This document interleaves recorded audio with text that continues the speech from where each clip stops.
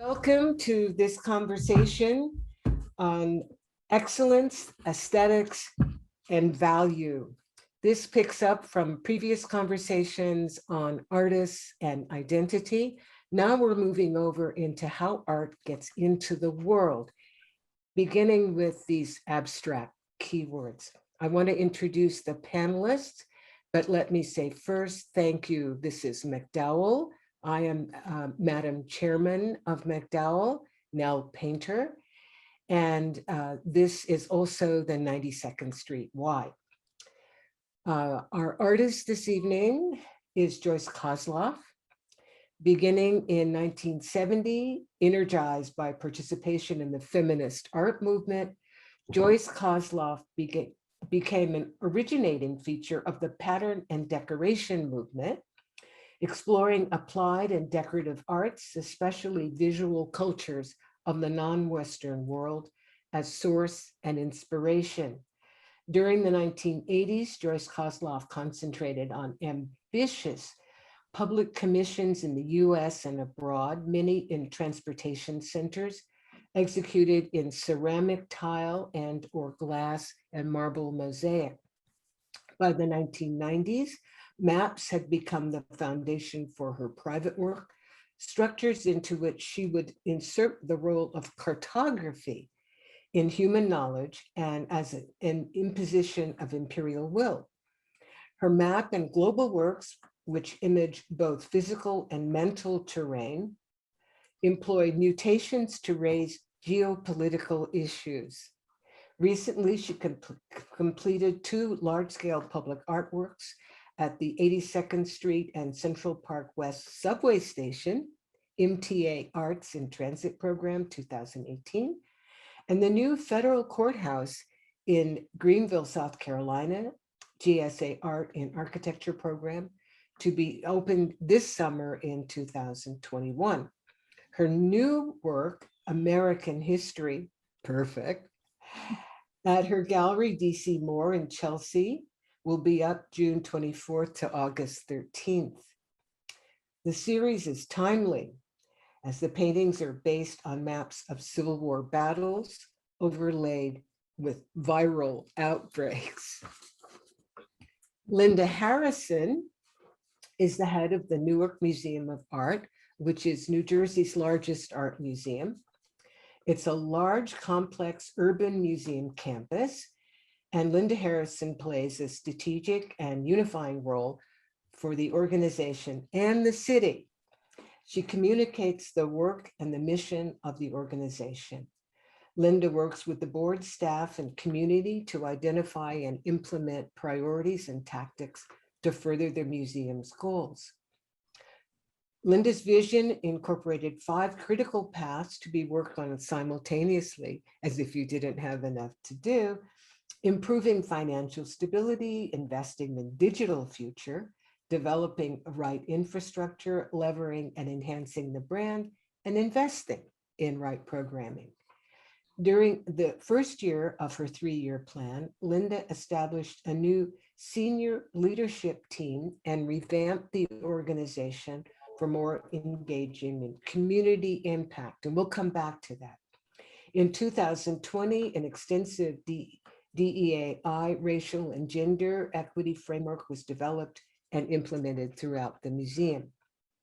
Linda currently serves on the following boards of trustees: the Association of Art Museum Directors, the American Alliance of Museums, Regional Planning Association, Art Pride New Jersey, Newark Alliance Collaborative, and Rutgers University Newark Advisory Group. I should add that before coming to Newark, Linda was the head of the Museum of the African Diaspora in San Francisco. Garth Greenan is an art historian, art dealer, and the owner of Garth Greenan Gallery in New York City. Primarily through his work as his New York gallery, Greenan represents and recontextualizes the work of a multi-generational group of established artists who deserve greater recognition, which is one of our themes today. His gallery currently represents 27 such artists working in a variety of media, including painting, sculpture, drawing, and printmaking. For decades, Garth Greenan has questioned the prevailing narrative of contemporary art history, drawing attention to its blind spots and encouraging his revision, which is just what we're talking about today. So welcome to all of you, and thank you so much for being here. So we have three big words to start with: excellence, aesthetics, and value. So I have a question to start with to Joyce as the originator, the artist in our discussion. What does excellence mean to you? But before I ask you to say something, let me frame this by saying that for MacDowell, we are one of the premier artist residencies. You could call it a heritage art residency. And there's only one criterion for fellowships, and that is excellence. So for you, Joyce, as an artist, what does excellence mean?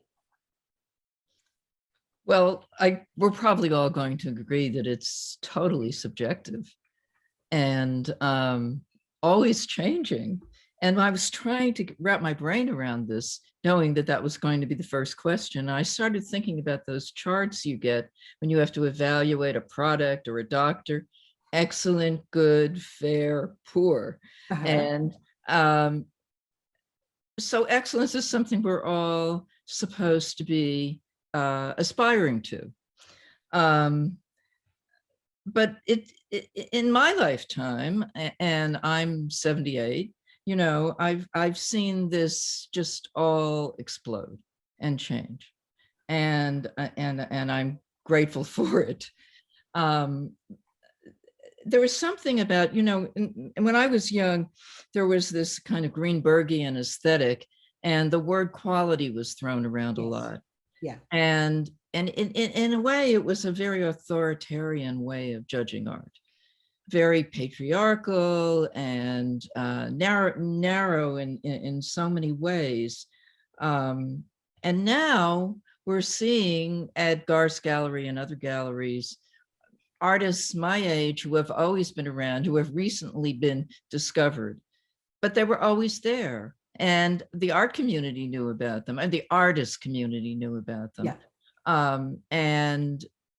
And so many of them were so deserving all along and are only now being called excellent, but they were always excellent. Yeah. If we must use that word. I don't think I use it very often. It's so problematic. Well, we still have it at MacDowell. It's still the single criterion. Mm-hmm. So we need to work on that. So when you have your juries, this must be a subject of conversation every time, I would think. I would think so. I have never served on one of those juries, but they change over time so that it's not one of those juries where people are built in and year after year after year. In the olden days, it was like that. Mm-hmm. But in the last generation, it has changed remarkably. But we still, since last year, need to revisit the question of excellence because we want to keep some criteria. But it's art is not a science. That's the problem. Yeah. So Linda, I'm going to skip ahead here for a moment. Let me find. Okay. So the Newark Museum of Art is a nonprofit, so you don't have to think in terms of profit. And I'm going to come to Garth in a second because he's not a nonprofit. And while we're talking about these issues of excellence and aesthetics and value, when we talk about value, we have to talk about material value. But Linda, you have to deal with money, of course, but according to the museum's mission statement, you stress your audience over your collection. You say, we welcome everyone with inclusive experiences that spark curiosity and foster community. And I want to throw a monkey wrench into this also.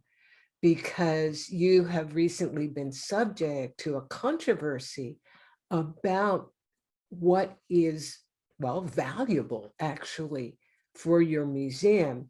You recently deaccessioned some works, but let's go back and let me ask you about how excellence plays into your thinking as you run the biggest art museum in New Jersey. Well, Nell, thanks for having me and joining both of these two great people on either side of me. I really want to tag on to Joyce saying excellence is really subjective. And what we find in the museum world is that particularly when I'm running a museum that's 112 years old, that made some progressive moves back 100 years ago. However, when we take a closer look, that subjectivity may have been just through the lens of one element, or the majority may have been through a white male lens. And so what we are trying to do is actually have more voices in open that lens, open that window, so that you weren't aware that there was someone named Richard Mayhew that was still doing these wonderful abstract paintings, but he wasn't in the view. And so excellence could have been something different in the 30s, 40s, 50s, and even as we move into our contemporary works. And so we want that excellence, but we want that excellence representative of different points of view, different stories, and we think that adds to this. And so we're trying to really look at what is a good representative of a particular even category of art, as we are looking at our history is to collect art of the Asian, the African, and the American diasporas, and then our decorative arts. And so we particularly make a point of not collecting art from European artists from Europe, because at that time, when the founder developed this museum, it's like, wait a minute, we need to have this museum be a museum for the people and of the people. Yeah. And pretty much, though it's 112 years later, and I am their only their 8th director and their first Black director, it's like it's back to that same piece, that for the people, a museum for the people, and what does that mean? And sometimes we need to adjust maybe what was in our collections.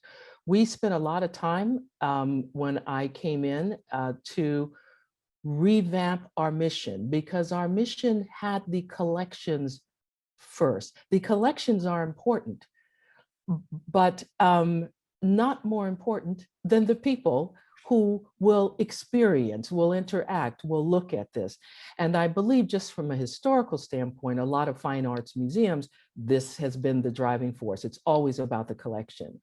And sometimes at the sacrifice of the people internally as well as externally, that we have to look at this holistically now. And this is why we made a shift in our mission, because we wanted to really tell the people, particularly in Newark. We sit in downtown. This campus is 4.5 acres, and we are in this majority Black and brown city, and other people of color. This doesn't mean that we're canceling that foundation, but we have to expand the stories. That's what then the brouhaha that came up. this is deaccession is everyday occurrence at its standard operating procedure business to look at your collections and look at what's redundant, what could what is in need of care that we can't quite or no longer take care of it. What are the storage issues behind our deaccession? So we look at our entire collections. By the way, we have 130,000 fine art objects. Wow. That we have to take care of. And when you move to the 21st century and you have acquired that many art objects over time, the storage does become an issue. And because we just don't put things in a closet, we have to actually take care of this collections care. So there was a intersection in this last 18 months, last year, of prior to the AAMD, that's our Museum Association of Museum Directors.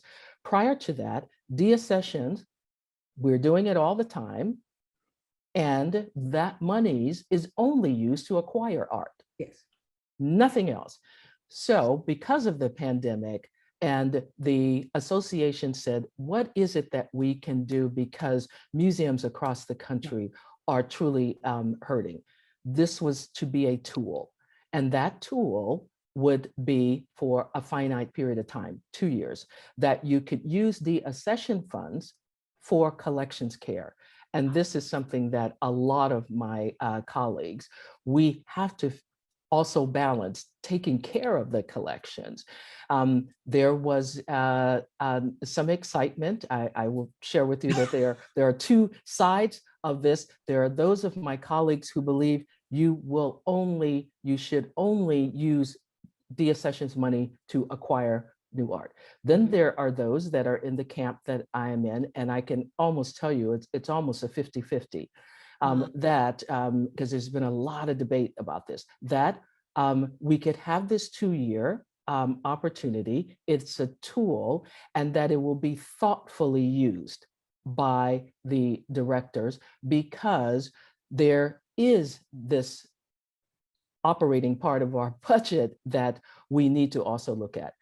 It is not to use it as a cash machine. And I will tell you, there are people that think once you sell something, you're going to sell it all for the sake of just cash, where you should fundraise. So we still fundraise, but I know. you still know that. But the debate is like, well, why did you sell this particular piece? Because this particular piece tells this story. We happen to have went through a very, very rigorous process with everything that we deaccession. Yes. And there was a piece, and not only that piece, there were a few other pieces that people feel, well, why are you doing this? Well, we need to make room for the stories of women, the stories of people of various colors. And we could do this because we had depth in a particular collection, our Hudson Valley collection. The same was with one of the O'Keeffes. We have several O'Keeffes that can tell this story. Even some sculptures, 17 pieces, by the way. Wow. That were in this category under this umbrella. There's still more. We do this. This is when I say it rigorous, it is rigorous, not just myself, my deputy director of curatorial, but also the trustees, the acquisitions committee. We just don't do this in a vacuum. Looking at this thoughtful approach to deaccession. I know that's a little bit of a long story around this, but I think it ties back to excellence and what we want the museum should be the steward of excellence in various voices, not just in one area. That's our work that we're doing now to make this transformation, and one might call it an interruption in our 18th and 19th century galleries, because we must do that to be able to tell expanded stories. Yeah. Well, you touched on two phrases that we could probably talk about all day. And one is storage and one is insurance. Well, museums could certainly talk about that. Well, I'm sure Garth could Artists probably talk about too. that as Artists well. too. Artists Now, too. Joyce, for instance, makes some really big pieces. And Joyce has to deal with storage and insurance. I don't think, well, I don't know. I won't ask Joyce if she's a profit-making entity. Let me let me turn that over to Garth. So Garth, you have in your statement talked about changing ideas. I don't know if you used the word excellence, but it's the concept is there, and the concept of what is the beautiful and changing tastes, the words, the meanings that are within the word aesthetics, and then the question of value.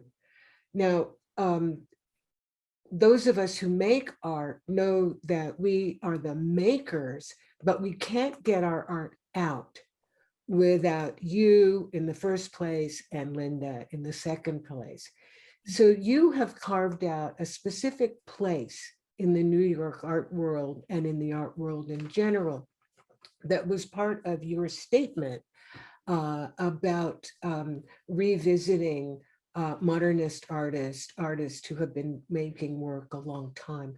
Would you say something about your concept of value? I mean, you are a dealer, so value is really material. So say some words about value, will you? Yeah, sure. I mean, I began my career as a gallerist kind of because I began my career as a gallerist sort of curious about how value was established in the art world and sort of fascinated by it, because at the end of the day, I worked for kind of a really weird, kind of embarrassing secondary market gallery before I ended up with my own space. Mhm. But I just saw a lot of stuff that I didn't ever want to do. And what? oh, just the secondary market sales and just the way that people would buy things that in my mind had like no value. They would buy, this was a secondary market gallery that like sold. Wait, Garth. Not everybody in our audience is going to understand what you mean by secondary market. Would you So explain these that? are things, objects that don't come directly from artists or artists' estates. These are things that, you know, have been sold, you know, who knows how many times, you know, and they changed hands, you know, maybe a dozen times. But I just, one of my first jobs in the art world was selling like things that in my mind, you know, it was interesting that they existed, but it would be something like, you know, de Kooning did so many drawings, and some are birthday cards, some are Christmas cards, some are, you know, notes to his dentist. You know, and it was amazing to me what people would pay for them. Mhm. But you know, and it was a summer job, and I was very good at selling stuff, but this wasn't the stuff that I wanted to sell. And I had this kind of list in my head of, because I'm an obsessive researcher, this list in my head of artists that were interesting to me whose work was not being quote unquote valued. And, you know, in school studying art history, we never talked about the academy is here and then the world of commerce is here, you know, and academicians, they really don't want to talk about commerce. People in museums don't have a problem with it in my experience, you know, because museums have to acquire things and they have things like budgets and all the things that Linda was just talking about. And artists don't have problems talking about it either. I think artists are sometimes mystified by what we do as dealers. But anyway, as far as value is concerned, it was amazing how devalued a lot of the artists that were most interesting to me and whose work I recognize as being of the highest kind of aesthetic value, or at least the most interesting. It was amazing how devalued those artists were, and how, you know, I remember discovering things in the 2000s like ArtNet, where you could, you know, this was one of the first tools you could use to look up auction comps. And so you could see, you know, what things had sold for back about, you know, maybe into the 90s, late 90s by artists that were interesting to you. And for some people, I mean, some people that I now have very big careers, it was really shocking what the things were trading for. And you know, I don't really care about any of this stuff, but it was interesting to me because it was just a story about how artists' careers are made and how little aesthetic value can often come into play when, I think, before this moment, before, let's say, the last 10 years, how little aesthetics actually came into play when it came to establishing, like putting a price tag on something. Because Wait. Say a little bit more about that. well, there were major works by Howardina, for instance, Mary Heilman, Linda Benglis, you know, Elizabeth Murray, all artists, maybe not Elizabeth as much, just because she's always had major representation.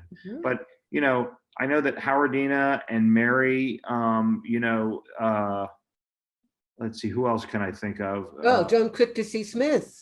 John Quick to see Smith, Rosalind Drexler. I mean, these are people that I work with. I don't work with Mary Heilman, but she's a friend. And, you know, the work would come up at auction and it either wouldn't sell or would sell for a few $1,000s. And it was just because people have no idea what they're looking at. I mean, the auction is, you know, it's like, you know, the market is kind of like, it's like open outcry. It's like the floor of the stock market. And, you know, it's just one example. It's a very poor context for a specific type of artists, you know, which is a phrase that gets thrown around that I'm very interested in, that type of artist, you know, artists that have, or, you know, it's not a good, auction's not a good context for artists who just do what they want to do too. So who, you know, make a body of work that doesn't look anything like another body of work.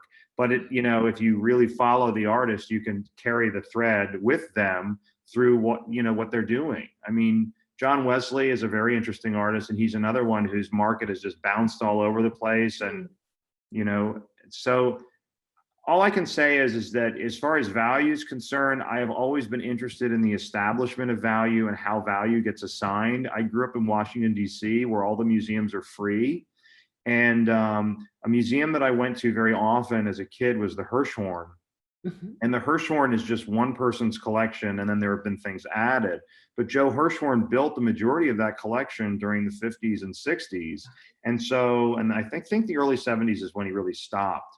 But it's a slice, you know, you see hanging a lot of really great art by people that, you know, as when I first started in this business, which is only fairly recently, I'm going to be 35 this summer. But you'd see works by Alan D'Arcangelo, you'd see works by Morris Lewis, you'd see works by you know, Rosalind Drexler. There was always a big Drexler hanging called Home Movies. Oh, really? Yeah, it was in the basement. Not the basement, there's a ground, there's a downstairs. So there was always a Drexler, a Rauschenberg, a Warhol, and a Rosenquist hanging in the same room. And the Drexler was the best painting. And I remember that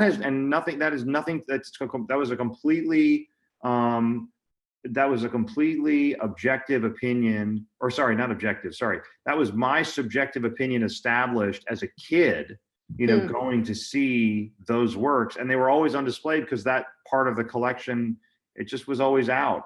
And anyway, but, you know, Drexler, you couldn't find anything on her. No one knew what to do with her. And, you know, she's objectively as important as Warhol. I mean, Donna DeSalvo did a great thing during this last Warhol exhibition where she acknowledged Rosalind as one of the, you know, progenitors of pop.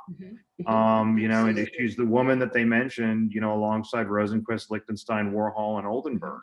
I mean, it was in the wall text as you walked into the exhibition, finally. But anyway, the point is that you could see these things in this collection. And so they were of value at a moment in time, but then the art world turned, you know, and focused on other stuff. And, but again, that value, it's so clearly to me, you know, had to do with, and this is where I talk about representation and recontextualization. It had so much more to do with where you showed, who liked your work, you know, who wrote about your work, who your collector base was, and the overall climate of the time, or you didn't stand a chance, and it didn't matter how nice or how beautiful your work was, you know?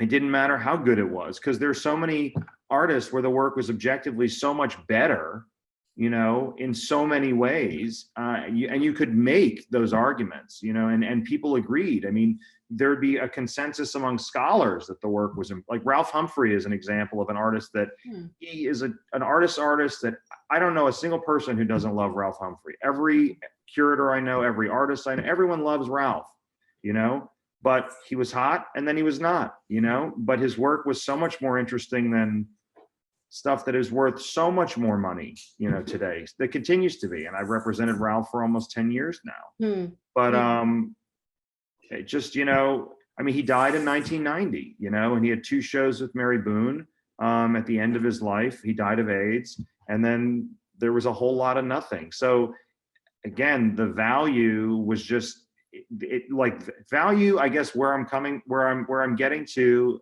I could talk about this. I mean, this is very interesting to me. I could talk about this all day, but value is almost like something that, it's nebulous like excellence, but it's something that has to be maintained.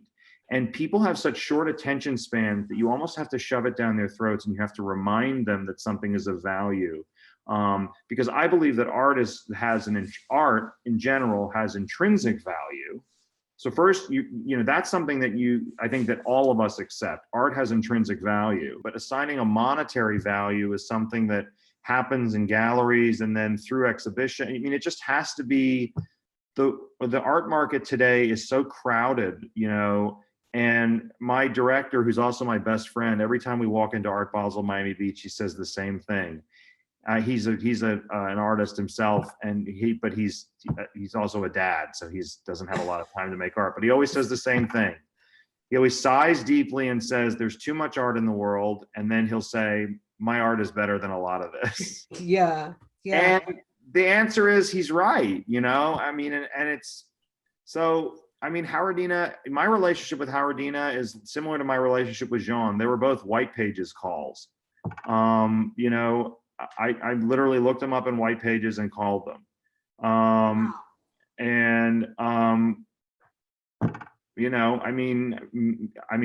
doubt I'm the only person that saw what is plainly there, that the work is of significance, and it was shown alongside, other quote unquote good artists. But, you'd be hard pressed to convince me. And,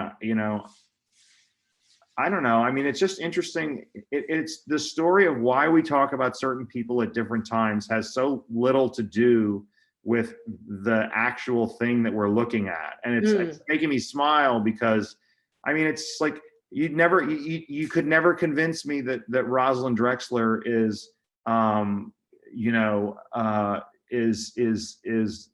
in any way less interesting than I don't know. I mean, I'm not a big James Rosenquist fan, so you're never going to convince me Rosalind Drexler isn't more interesting than James Rosenquist, or isn't more prescient. You know what I mean? In terms of what she was doing with what politically in her work, and the gender dynamics at play, and also the style of appropriation that she was, those kind of appropriation techniques that she was using that were later co-opted by, or not co-opted, but explored by the pictures generation. You could never convince me that Robert Mangold is a more interesting abstract painter than Howardina Pindell. But Bob Mangold, had better representation, or he had representation available to him. Howardina didn't, I think, Garth, I'm not trying to make enemies here. I'm not trying to I don't think talk you're badly making about enemies. other artists, but it's just sort of like, or Linda Benglis, who has always had great representation. Linda is arguably one of the most important American sculptors of the last 100 years. Why hasn't she had 10 retrospectives? You know what I mean? But Linda, had the one at the New Museum, and she, I still feel like with people, it's an uphill climb. They'd rather buy a John, why did John Chamberlain had so much more attention paid? I think Linda changed the conversation around making sculpture a lot more. Certainly in terms of materials and appearance. Yeah, definitely. Well, I'd like to Linda, go ahead.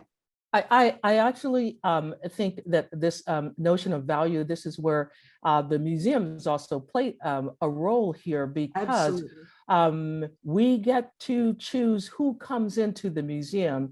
And we know that the moment we stage an exhibition for an artist, that is actually going to assist them, and whether or not even we acquire. And this is a piece that, though we don't assign value, we're not making a decision on value. And we just did this with a piece of work. We have a decorative arts collection. We have a fabulous quilt collection in our decorative arts. We have a lot in our decorative arts, but I'm using this quilting as an example. And then we have a few pieces of works by Faith Ringgold. We decided that we would commission a works by the artist Bisa Butler. Sure. Bisa is on her rise. It's like, oh, would someone do that? Well, as the museum, we didn't do it for the value of what the Bisa Butler piece is financially. We commissioned this piece.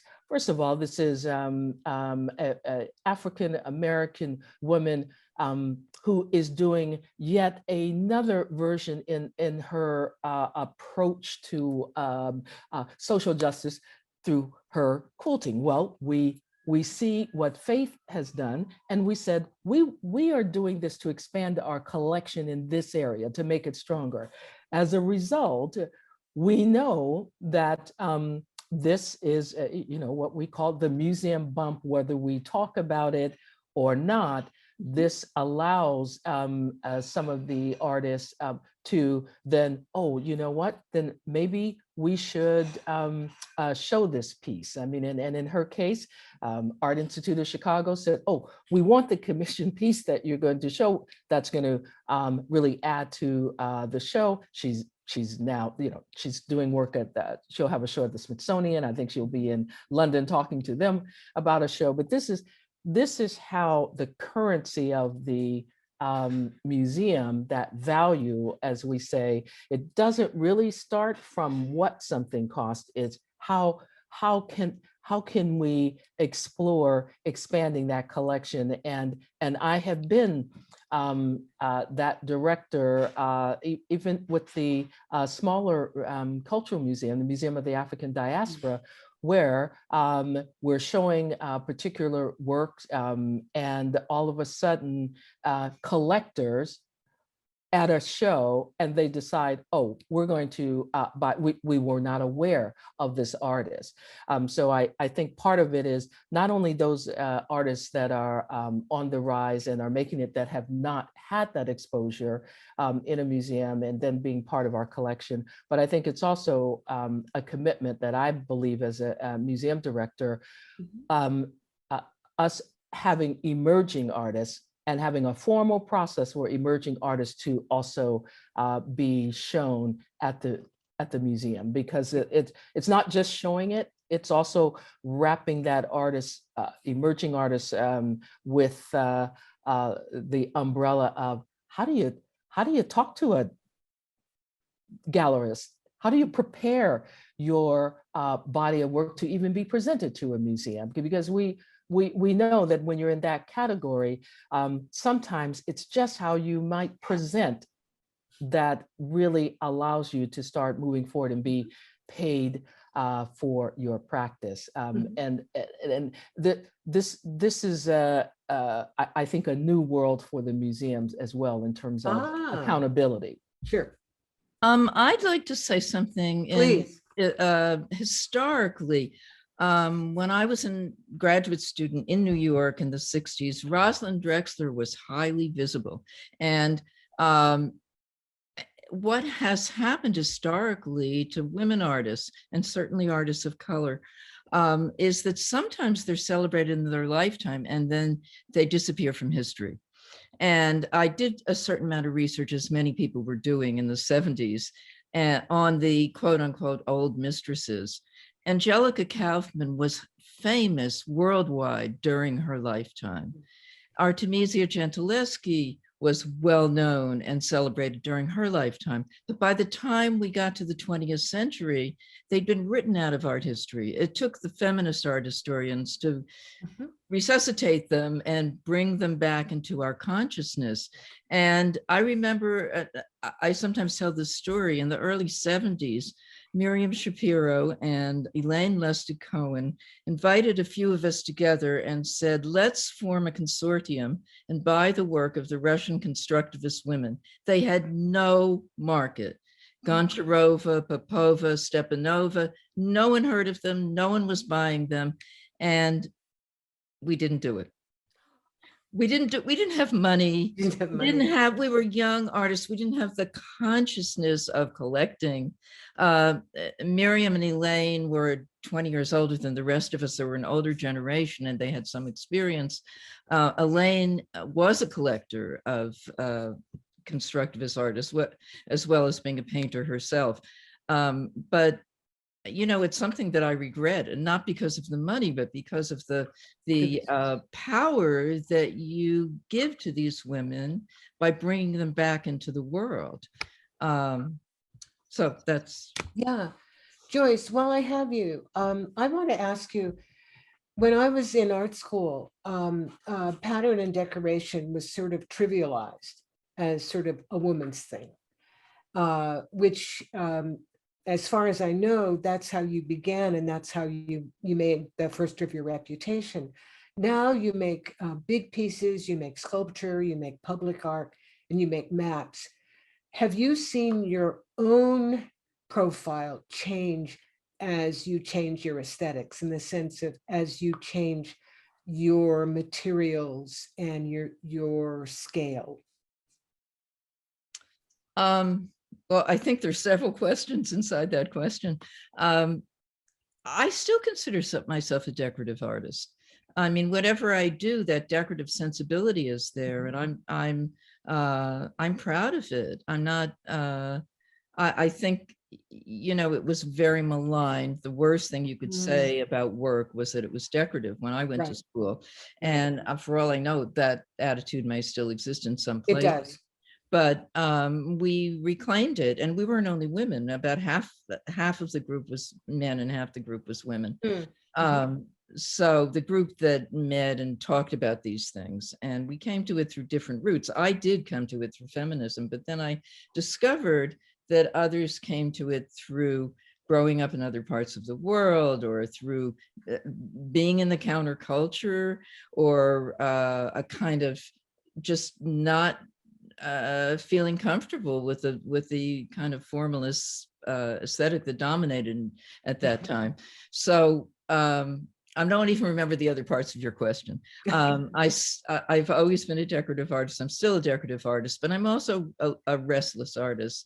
And so I admire those artists who have something they finesse for their whole lives, but I kind of get a different idea. I want to work in different materials. I want to work in different scales. I get different ideas I'd like to try and work on.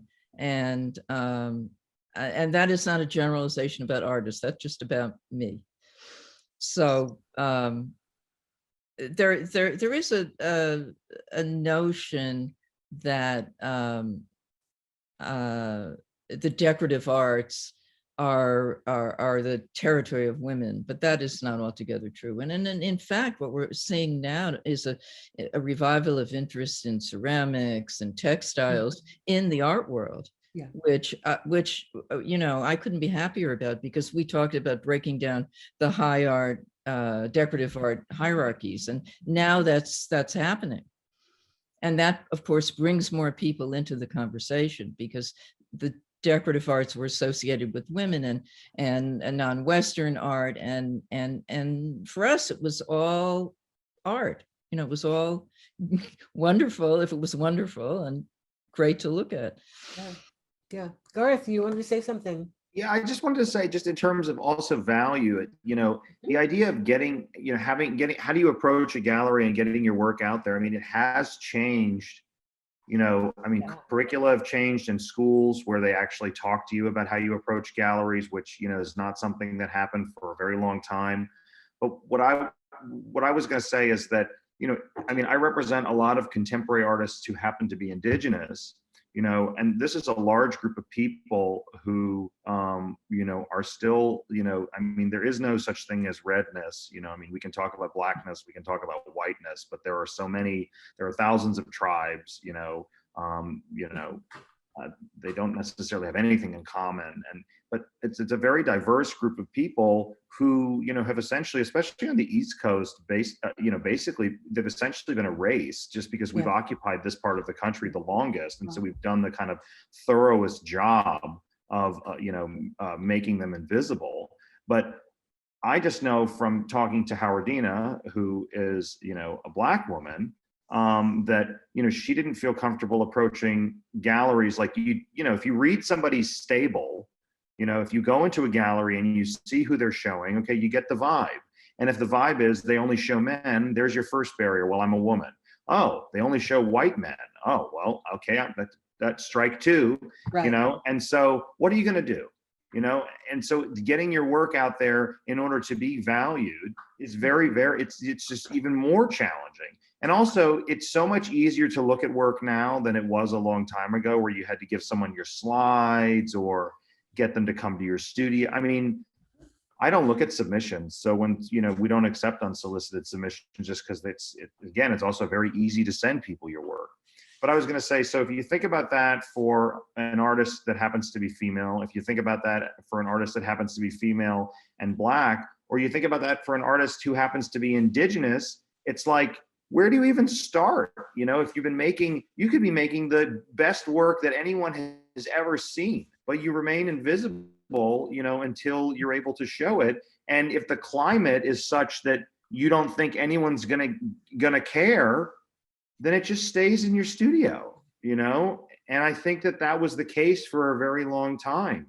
Rosalind always talks about, women not being, I can't cross my legs this way. I just got a tattoo. Rosalind talks about women not being bankable, but I think, and she thinks that they're viewed, she always uses that word, and she thinks that they're viewed differently now. But yeah, I just feel like, I don't know, the other thing that keeps coming, I keep thinking about in the conversation, and I'm not trying to throw shade, but, Henry Geldzaller, I just remember that I watched that documentary, Who Gets to Call It Art? And, he kind of had he was a socialite, came from a rich family. He had kind of free reign at the Met. There are curators who decide what ends up going up on the wall. And Linda alluded to this, and what gets hung. And Henry chose white people, mostly white dudes, who painted a specific way. And that's what got hung, and that's what stayed. You know what I mean? Yeah. Lowry Sims, who the Met hired, the first Black curator in the Met's history, did a lot to change things.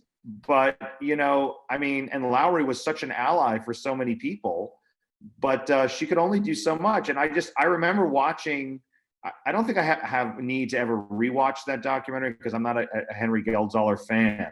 I'm just not, there's like in my opinion, he wasn't cute. So there's no reason to, I don't know. There's no reason to watch it again. But I remember just watching it. And I think if I were to watch it again now, I'd be like, wow, like you really did not think about the politics of any of this. Like visibility, none of this, this was like, oh, I really love Larry Poons. I love Kenneth Noland. I love John Chamberlain. Like, it's like, okay, there's three dudes right there making abstract work, two of which are Greenbergian formalists. I don't know. It sort of boggles the mind just because I can't put myself in that headspace where I wouldn't be like, what are you doing? You know? But if you can imagine, multiply that individual times 2,000 or more museums or more across the country and or galleries where, I'm just going to do my thing. And it winds up looking that way, right? I mean, we made a conscious effort to bring on board an associated curator from just her knowledge of the indigenous sector of this art world was really important for us because we said, oh, by the way, we're not going to have this indigenous objects, art objects, artists off in a corner. Mhm. It's going to be part of the American story. Right. No anthropological display. Totally. And just to make this clear, we want to start sending the message. We had a separate exhibition that year with Wendy Red Star. She is a feminist, multi-disciplined artist from the Crow Nation, who had a very different way of showing what this art is, and also saying, and you know what? We're not non-existent. There are avant-garde artists that happen to be from the Crow Nation, and we're doing this work right now. And this is what it looks like. And this is what the notion of a TP looks like today, and why you may drive by it thinking it's just some blankets hanging out. It was a way for us to really kind of try to start embedding that story into the American story. Thus, you then find those artists. Then now you're exposing someone like Wendy Red Star to a world not only of collectors, but just the public understanding, oh, this is another way for me to look at these stories that were only told at one point through a very, very, very narrow lens. And I think American galleries and America, because I actually really believe in this country a lot. And I think American galleries and American museums have a unique opportunity because we are such a diverse place. Wherever you go, you know, it's different. You know, every state, you know, it could be a different country, and we're so diverse. And isn't it so much more interesting to go to a museum where you go, wow, we are so interesting. We all come from different places. We're this color, we're that color, that ethnicity, you know, this, you know, religion, or, I mean, we all have different ways of looking at things, which is what art is about. But isn't that the purpose of isn't that the American story? And if we can tell that in museums, see, this is where value comes up again, though, because the auction houses and the market is always the last to catch up. And so I would argue that, you know, and I'm going to take a swing at them here. Swan Auction Galleries continues to have this, it's called African American Fine Art as an auction. I find that incredibly racist. Why is there a sale called African American Fine Art? Why isn't it just incorporated into their contemporary art sale? Right. It's contemporary Exactly. art.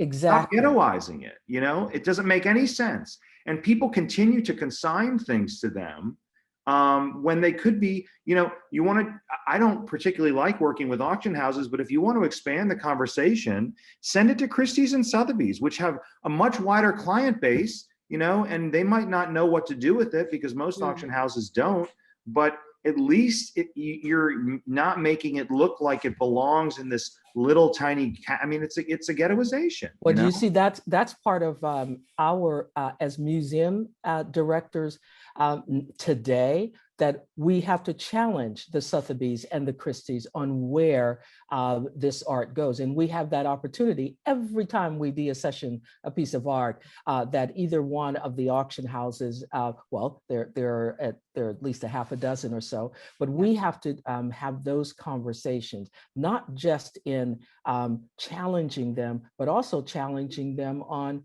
who's this team that's making this decision. Wait a minute. I'm going to, and I've just done that in a couple of cases. It's like, you can't have a team supporting the Newark Museum of Art that looks like 1955. Yeah. It cannot happen. And that's how we start breaking down and having these real conversations. And I mean, in one case, the president of this auction house was on the phone calling me like almost within hours, because I dared to even say the words, your team is not representative of the diverse community, the assets that you would be managing for us. This is what we have to do in order to break that down and not have it, it's the Black people over here, ghetto, the Portuguese over here, another ghetto, as how it has been perceived on the You're just saying it because you're in Newark. Yeah, Oh. yeah. Well, she's running the biggest art museum in New Jersey. Yeah. Yeah. Well, So we are running down here, and I think we've had a real love fest, which I think I want to break up a little bit. But the one thing I do want to say, I said earlier that I've known Joyce for a long time and admired her work and admired herself as a strong person. I first heard of Garth because he represents my then neighbor in the Dietz building in Newark. So the Drexlers lived a couple of stories below where I actually still live. So we've had a lot of agreement here. But to what extent do the values of artists and museums and galleries, we've said overlap, but conflict?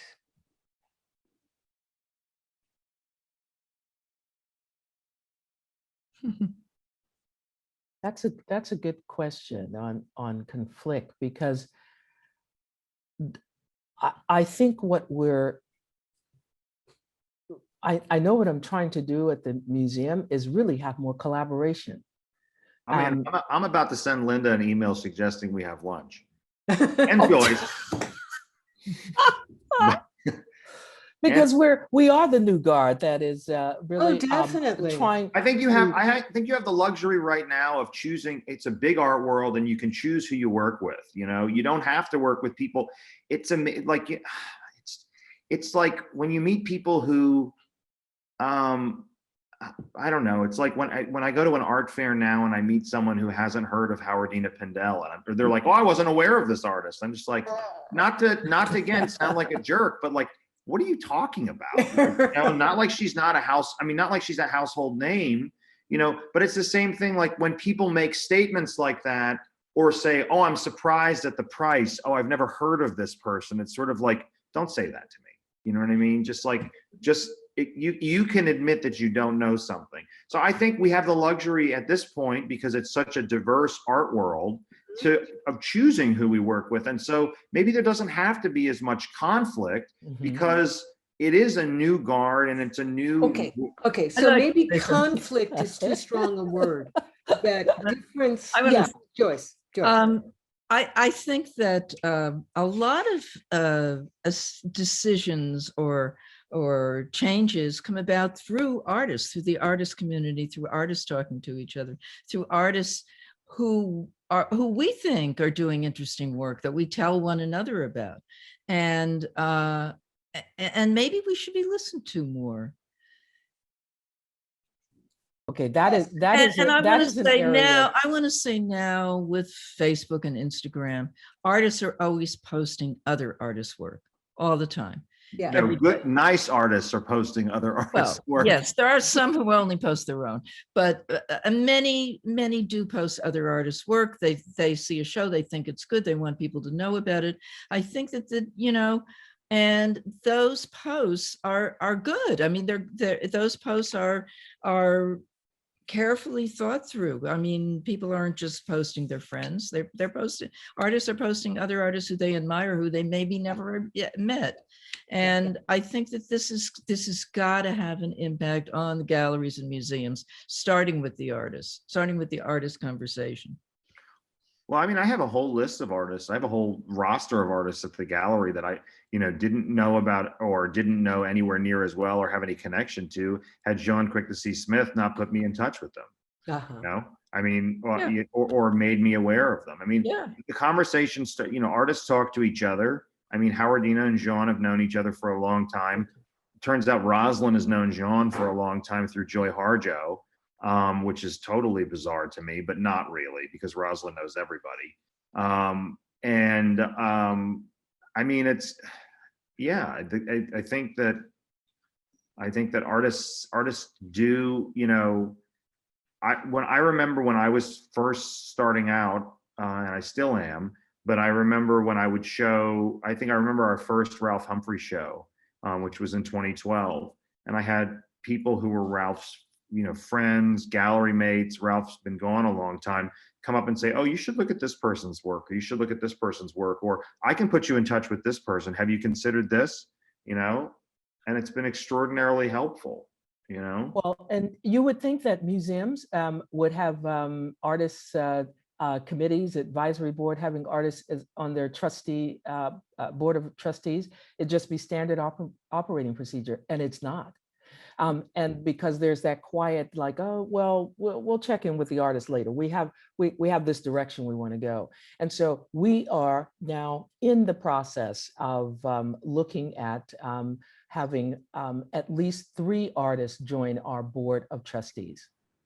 And because particularly, we know that they will be in association with our acquisitions and collections committee, but even other areas. And we just haven't done this because I think sometimes we feared really hearing, and now we really want the artists to be part of the conversation with us as we are moving through making these kinds of decisions around acquisitions and collections. So this is something that I know that I'm doing, and a number of my colleagues, not just an advisory committee, but literally having them on the board of trustees and having a voice. A museum that's done this for a while is MoCA in LA. They have very active. Yeah, MoCA is very artist driven. Well, it's I mean, wasn't it, Joyce, do you remember if it's artist founded, right? I mean, wasn't it? I don't remember. Well, no, I think the Broad family helped Eli help found it, but they are very, like, we are driven to hear and listen to the artists and say, I think they're like 60 years old or so. And so they've leaned into it. And really, so we all want to really follow that kind of model. Okay. So in the first 2 of these conversations, there's one more to go in the fall about big money influencing how we can see art. But I talked to artists in the first 2, and the question of hair came up. This happens to be one of my interests. And so I want to ask you all, how much does an artist's hair play a part in how that artist's work gets seen?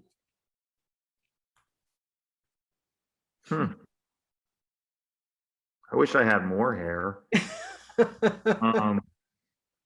How much does an artist's hair? I don't think I've connected it in that way, unless the artist's work is about hair. There are a number. No, I'm talking, recently we've had on hyperallergic, for instance, articles about what artists wear, artists' clothes. Oh. Okay. So take the importance of self-fashioning in clothing into self-fashioning in hair. And I think I'm less in, I mean, I'm going to be honest, and this is a prejudice of mine, but I think that if you come to an opening and you're wearing paint spattered pants, or you have a, hey, look at me hairstyle or something like that, I'm going to walk the other way, just because I'm sort of like, oh, you wore your art costume. But I don't know. I mean, I don't know. That's an expression of their identity. I mean, shouldn't they bring their complete selves to their art, as well as then to wherever they're showing this art? I mean, if they're going, if it's not someone you're working with and they show up to your opening and they're wearing paint spattered pants and have an outlandish hairstyle, there's chances are they're going to talk to you about their work. Okay.